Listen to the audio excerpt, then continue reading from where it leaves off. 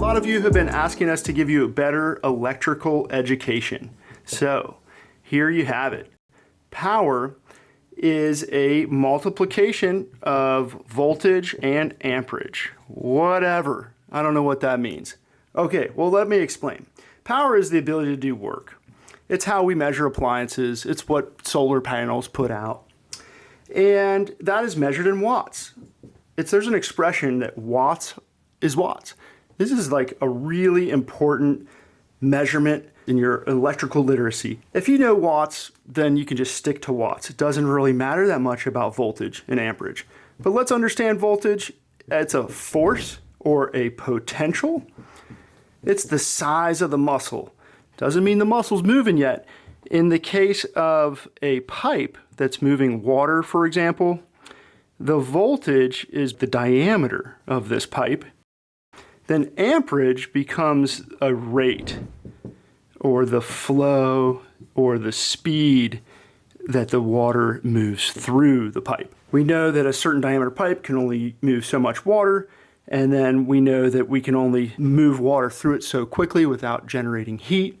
So there you have the basic function of how we calculate power. Power is instantaneous. So this is something that's happening right now. This solar panel, for example, this will put out 10 watts of power in a perfect solar day. Now, how does it get 10 watts? We know that the solar panel puts 5 volts out through a USB charger here to run to your cell phone. And some of you are doing the math already. That means a maximum of 2 amps. So there's a simple, quick calculation on the solar side of life. Now, let's look at the difference between power and energy. If you multiply power times time, you begin to gain a capacity or a volume of energy. And this is really quite different than power, because now we're talking about a certain quantity, not just an instantaneous moment to do work, but a volume of work done over time. Storage of energy, energy provided to your house from the grid. And they actually bill us in kilowatt hours. So that is basically 1,000 watts for 1 hour is the most basic. And it's surprising, we're so fortunate we get that for about 20 cents on average in the United States. Let's take a quick look at the Gosund Grid ecosystem. For example, let's look at the GoSun Chill, which is a portable refrigerator that runs on 12 volt. It can run on your car, your truck, your boat. And when the compressor runs, it draws about 3 amps.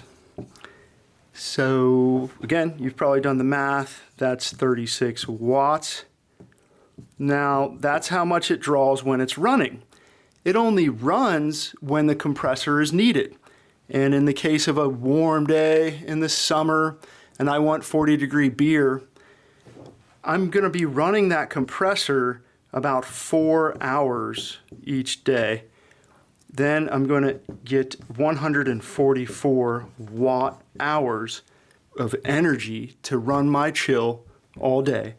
That is what's sealed up in the GoSun Power 144. With, of course, the 12 volt port.